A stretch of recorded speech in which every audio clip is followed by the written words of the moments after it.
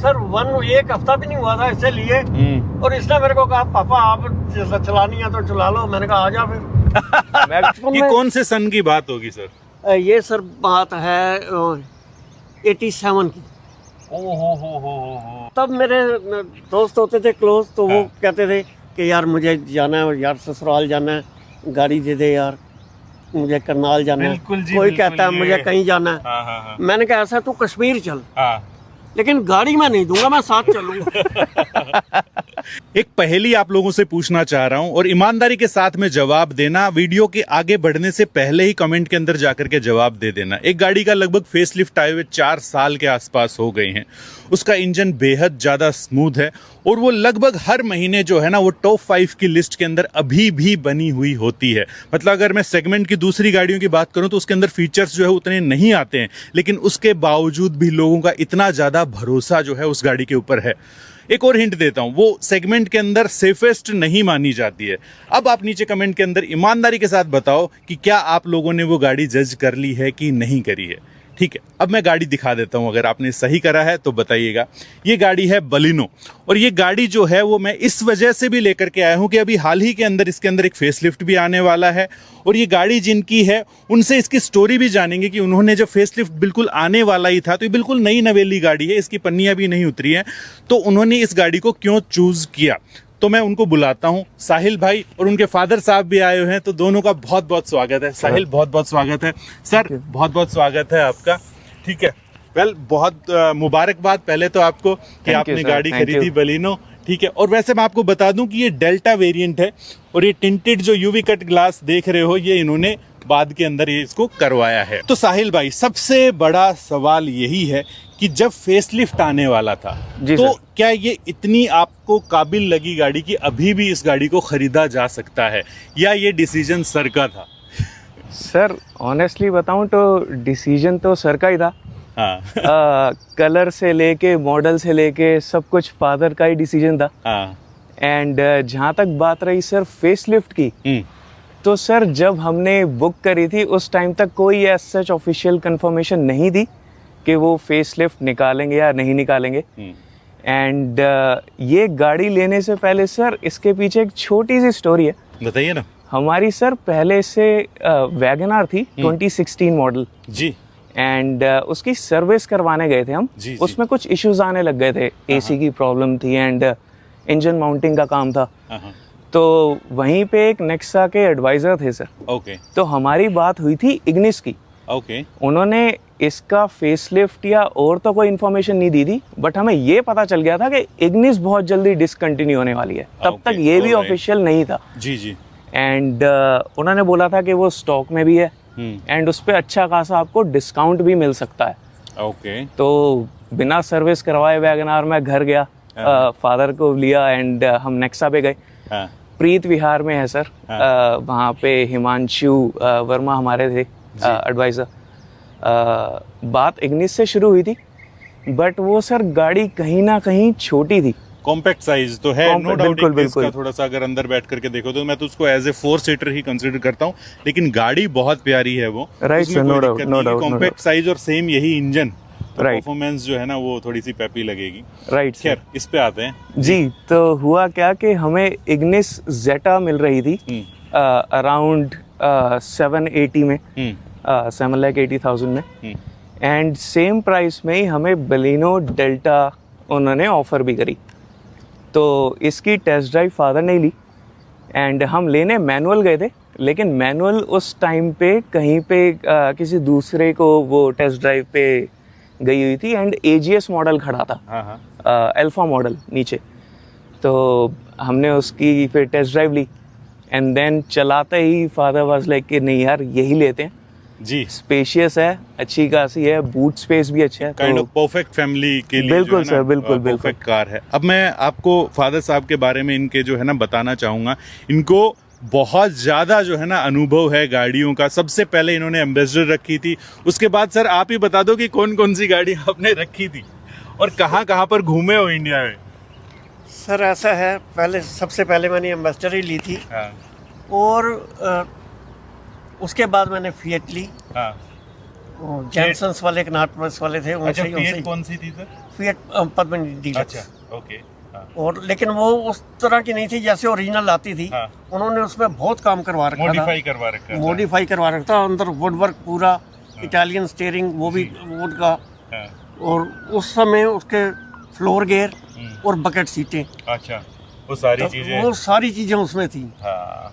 और जहाँ तक उसके बाद मैंने मारुति की डीलक्स ली। हाँ। जो उस टाइम गाड़ी आती थी लेदर सीटों वाली। हाँ। वो गाड़ी भी मैंने चलाई 1,75,000 किलोमीटर। अरे क्या बात। और जब बेची तब भी सर उसका मतलब इंजन नहीं खुला था 1,75,000 के बाद भी। सर बता रहे ना तो इनकी एक्सप्रेशन फीलिंग जो है ना मैं समझ पा रहा हूँ यार इनकी। नो डाउट उसके अंदर ना। और जहाँ आने जाने की बात है, आप हिंदुस्तान के किसी भी हिल स्टेशन कहीं पर भी, चाहे वैष्णो देवी, हरिद्वार, नीलकंठ, बद्रीनाथ, हेमकुंड साहब, कोई भी आप बोले जहाँ पे मैं नहीं गया। और ये इनसे बातचीत जब हो रही थी ये कह रहे थे कि मैं गाड़ी जो है वो शेयर नहीं करता था किसी के साथ। मेरे जब जितने क्लोज फ्रेंड भी थे, कुछ भी था। हालांकि उस टाइम ये था कि जब मैंने वो एम्बेसडर और फिएट के बाद भी जब मारुति ली थी, तब भी हमारे पूरे स्क्वायर में, मतलब एक स्क्वायर में 150 मकान है, उसमें मेरी ही गाड़ी सिर्फ खड़ी होती थी। ओके। और तब किसी के पास इतनी गाड़ी होती भी नहीं थी, क्योंकि हमने तो बचपन में। कौन से सन की बात होगी सर? ये सर बात है 87 की। ओहो। तो सर तब मेरे दोस्त होते थे क्लोज, तो वो कहते थे कि यार मुझे जाना है यार, ससुराल जाना है, गाड़ी दे दे यार, मुझे करनाल जाना है। कोई कहता है मुझे कहीं जाना है। मैंने कहा ऐसा तू कश्मीर चल, लेकिन गाड़ी मैं नहीं दूंगा, मैं साथ चलूंगा। ये होता है भाई, ये बिल्कुल सही बात बोली है इनके। और ये तब के जो है ना कार लवर हैं।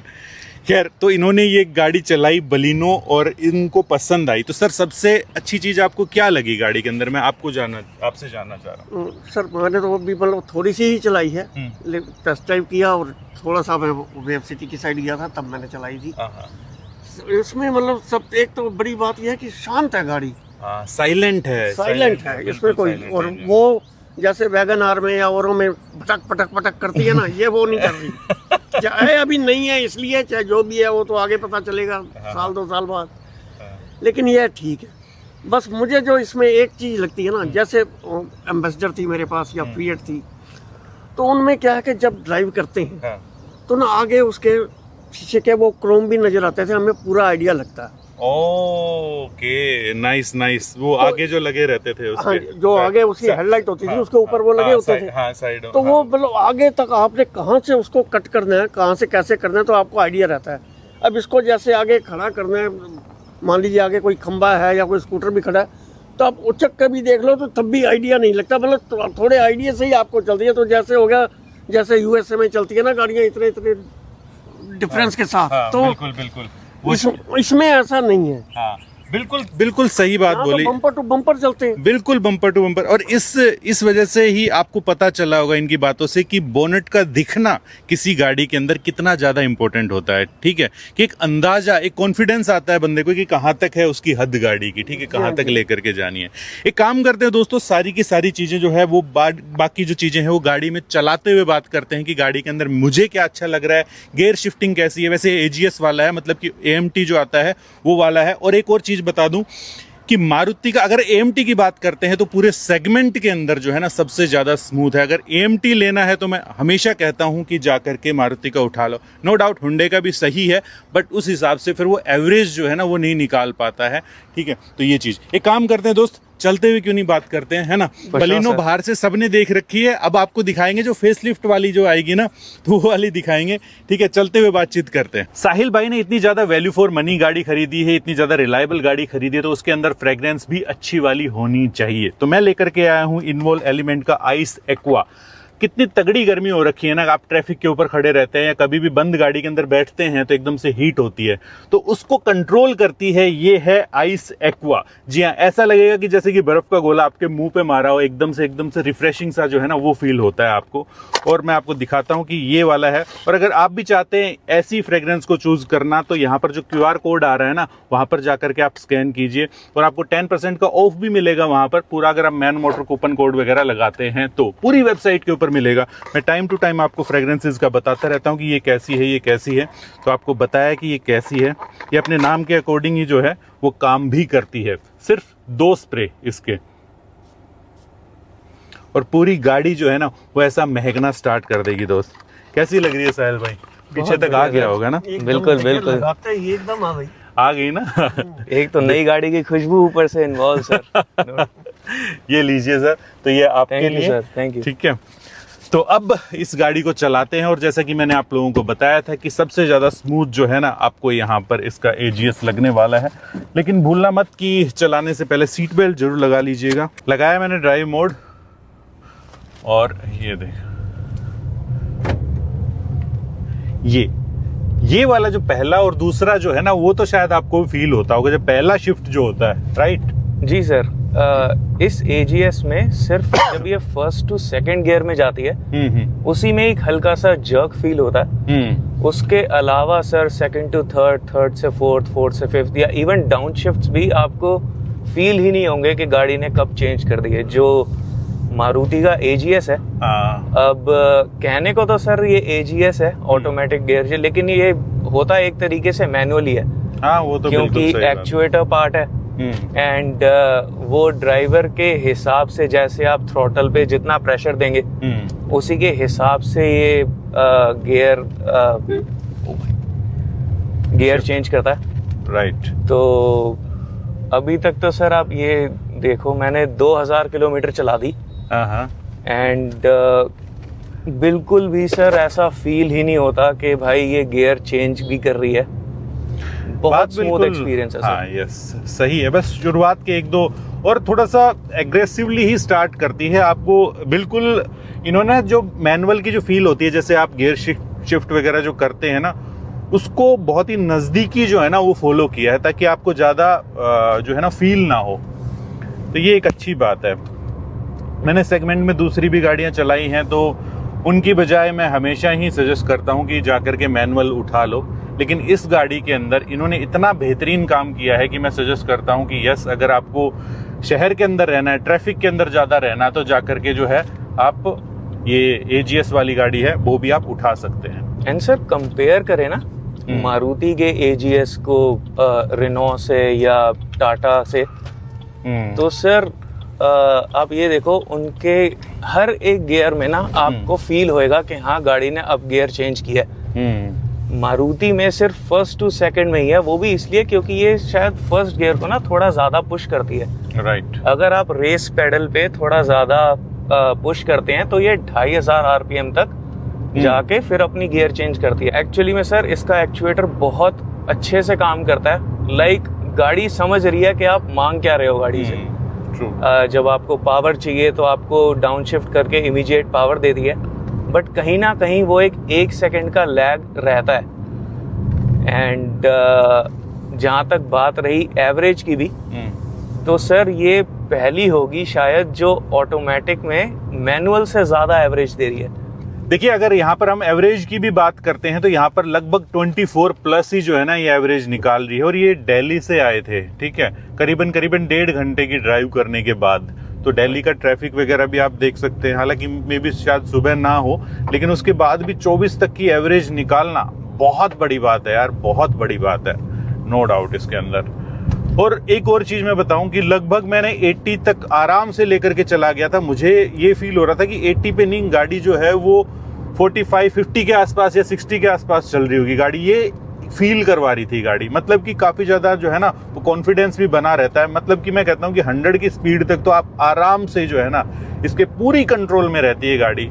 तो ये वाली चीज है। तो काफी 140 कर दी है, 140 कर दी, 140 कर रखी है पापा ने। खैर ये तो भाई करते होंगे, इनका कहना ही क्या।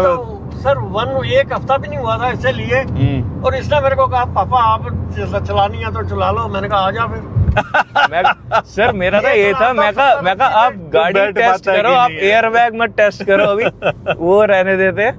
नहीं, बट अरे भाई साहब ये पुराने टाइम के वो हैं ये। बिल्कुल सर, वो तो है। इनको एक बात बताता हूँ, इनको इन फीचर से भी ज्यादा मतलब नहीं होगा। इनको एक्चुअल फील क्या दे रही है गाड़ी का, इंजन रिस्पॉन्सिव है नहीं है, स्टीयरिंग वगैरह कैसा है, उस चीज से मतलब होगा आई गेस। थोड़ा बस इनको ग्राउंड क्लियरेंस और सिटिंग से है इसकी हाँ, कि सिटिंग देखो नीचे है थोड़ी नीचे है, मैं मान सकता हूँ कि देखो मेरे को भी इस गाड़ी का बोनट अगर थोड़ा सा ऊपर करूं तो भले ही दिखाई दे जाए, ये बिल्कुल वो भी शुरू का, आगे का तो बिल्कुल किसी को दिखाई नहीं दे रहा। आपको इस एंगल से पता चल रहा होगा कि कैसा आपको दिखाई दे रहा है यहाँ पर, बिल्कुल आंखों के सामने जो है ना, मैंने कैमरा फिक्स करा है ताकि आपको एक फील जो है प्रॉपर आए कि ड्राइवर साइड से आपको क्या कुछ दिखाई देता है। खैर अब बात कर लेते हैं साहिल भाई इसके नेगेटिव्स की, कि आपको बिगेस्ट नेगेटिव जो है इस गाड़ी के अंदर क्या लगा, और दूसरे एक दो चीजें मैं और भी पूछूंगा आपसे कि दूसरी गाड़ियों के बारे में भी। खैर इसका नेगेटिव की बात करते हैं कि आपको क्या लगा फिलहाल। सर नेगेटिव्स अगर आप देखें तो ये बात ठीक है कि हाँ विजिबिलिटी का थोड़ा है। बाकी सर मैं ग्राउंड क्लियरेंस पे बोल सकता हूँ कि जहाँ पे भी, अब जैसे आप लेफ्ट हैंड साइड में देख सकते हैं, जहाँ पे थोड़ा उबड़ खाबड़ रास्ता आ जाता है या स्पीड ब्रेकर आ जाता है, तो I have to make sure कि मैं इसको थोड़ा टेढ़ी करके उतार रहा हूँ, क्योंकि एक डर है कि यार ये ना नीचे से ना लग जाए। उसके अलावा सर मेरे को नहीं लगता कि इसमें कोई भी और नेगेटिव है कार में। स्टेबल है हाई स्पीड पे भी, एंड सीट्स इसकी बहुत कंफर्टेबल हैं, एसी अच्छा है, पीछे स्पेस भी आई गेस बहुत अच्छा होगा। बहुत अच्छा sir. If you can see sir, आपकी हाइट 6 फुट जी, उसके बाद भी सर हमारा अगर आप यहाँ पे नी रूम देखें एंड हेड रूम देखें, कितना सा है कैमरा में एक बार बताएंगे कि नी रूम कितना है? तो सर अगर मेरी बात करें वैसे तो ये सीट नीचे नहीं, ये नहीं ये तो सर फिर ये तो मेरे को ऐसे दिखाना पड़ेगा कि भाई अच्छा खासा है, बहुत रूमी कैबिन है, बहुत रूमी कैबिन है, नो डाउट इस चीज के अंदर। अच्छा ग्राउंड क्लियरेंस का आप बता रहे थे मेरे को, तो ग्राउंड क्लियरेंस के इसीलिए मैं कहता हूं लोगों को कि आप फ्रोंक्स के ऊपर भी जा सकते हो। नो डाउट ये भी बहुत वैल्यू फॉर मनी गाड़ी है और इसीलिए कहीं ना कहीं भाई बिक भी रही है, बेइंतहा बिकती है, लेकिन फ्रोंक्स भी बहुत ज्यादा बिक रही है। मेरे ख्याल से तो इस दफा शायद फ्रोंक्स ज्यादा बिकी है इससे, पता नहीं, मेरे को एग्जैक्ट फिगर याद नहीं है, बट वही मैं पूछना चाह रहा हूँ कि फ्रोंक्स के ऊपर क्यों नहीं गए आप? महंगी थी। नहीं सर, नहीं बिल्कुल प्रैक्टिकल क्या था सर कि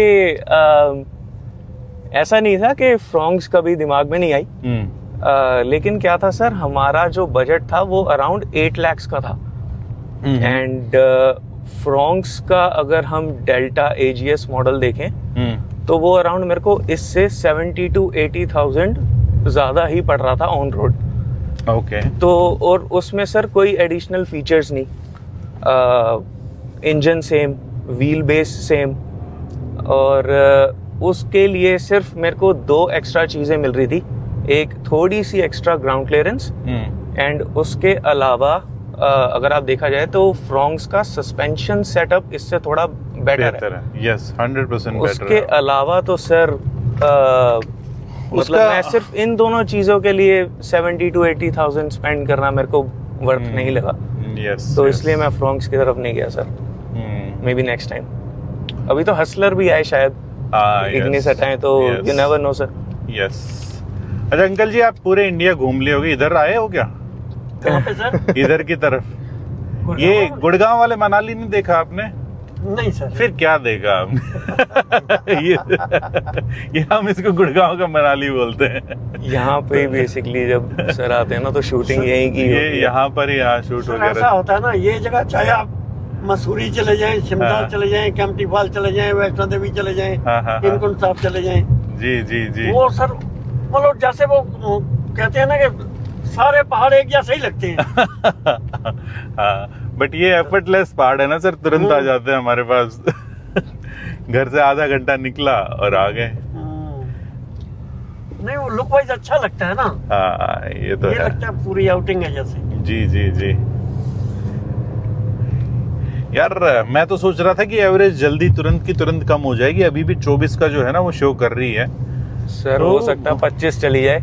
नहीं मेरे तो कम ही जाएगी। मैं चलाता हूँ तो कम चली जाती है यार, पता नहीं मेरे पैर थोड़ा सा ज्यादा ही वो है, मैं एवरेज के हिसाब से नहीं चलाता हूँ गाड़ी। यार है बात माननी पड़ेगी इस गाड़ी की, अगर हम बात कर रहे हैं तो फिट एंड फिनिश बहुत ही अच्छा मिलेगा, कोई पैनल गैप वगैरह आपको देखने को नहीं मिलेगा, कोई फालतू की रेटलिंग नॉइस आपको सुनने को नहीं मिल रही है। सर आपको कैसी लगी गाड़ी एजीएस में, स्टेबिलिटी भाई में? बहुत मैं यकीन से बता रहा हूँ कि आपको कि मैं इसका एजीएस जो है ना वो 100% दोस्तों रिकमेंड कर सकता हूँ। बहुत अच्छी लग रही है मेरे को, कोई दिक्कत वाली बात नहीं लग रही। जो अपना पर्पस होता है ना कि यार मेरे को थोड़ा सा कंफर्टेबल चलानी है, आराम देना है अपने इस पैर को, ठीक है, फालतू के अंदर ट्रैफिक के अंदर अगर फंस गया तो इजीली शिफ्ट हो रही है गाड़ी, तो वो पूरा का पूरा जो है ना पर्पस सोल्व कर रही है। जब मैं एक्सीलरेट कर रहा हूँ तो भाग भी रही है गाड़ी, ऐसा नहीं है कि कंफ्यूज हो रही है गाड़ी कहीं ना कहीं कि यार अप शिफ्ट करूँ डाउन शिफ्ट करूँ, क्या ना करूँ, तो वो वाली चीज मेरे को इसके अंदर नहीं देखने को मिली। इस वजह से ये भाई मैं तो 100% इसको रिकमेंड कर सकता हूँ कि इस गाड़ी के ऊपर आप जा सकते हो। तो खैर दोस्तों, ये था आज का हमारा वीडियो बलिनो एजीएस डेल्टा के ऊपर, और ये कवर करनी भी ज़्यादा इम्पोर्टेंट थी। मुझे जानना था कि इन्होंने ये गाड़ी क्यों खरीदी जब एक नई फेसलिफ्ट शायद आने वाली है। अभी कोई ऑफिशियल कंफर्मेशन अभी भी नहीं है, लेकिन आए तो की, क्योंकि बहुत टाइम हो गया, 4 साल से ऊपर हो चुका है इसको, वो भी आज के ज़माने में। खैर वो चीज़ है। वेल, बहुत बहुत मुबारक हो आपको अगेन गाड़ी का सर। थैंक यू सर, बहुत बहुत मुबारक हो, और थैंक यू सो मच कि आप आए अपना टाइम निकाल करके। ठीक है, तो दोस्तों मिलते हैं। अगर आप लोग भी चाहते हैं कोई ओनरशिप एक्सपीरियंस करना, तो आप जो ईमेल आईडी दी गई है ना rohit@manonmotor.com, वहां पर जाकर के मेरे को संपर्क कर सकते हैं। इंस्टा पे भी डीएम कर सकते हैं। वैसे तो इंस्टा पे फॉलो करना बहुत ज्यादा जरूरी है उससे पहले, ठीक है, और वहां पर आप क्वेश्चन भी पूछिए क्योंकि Q&A वीडियो भी बहुत ज्यादा जल्दी आने वाला है। तो मिलते हैं ऐसे किसी नेक्स्ट वीडियो के अंदर इसी मैसेज के साथ कि अगर आप 4 व्हीलर चलाते हैं तो सीट बेल्ट जरूर डालिएगा, अगर 2 व्हीलर चलाते हैं तो हेलमेट जरूर पहनिएगा, और जो डिस्क्रिप्शन के अंदर मैंने लिंक दिया है वहां पर जाकर के अपनी गाड़ी को महकाइए। अच्छा जो है ना वो फ्रेग्रेंस है। तो मिलते हैं नेक्स्ट वीडियो में। जय हिंद, जय भारत।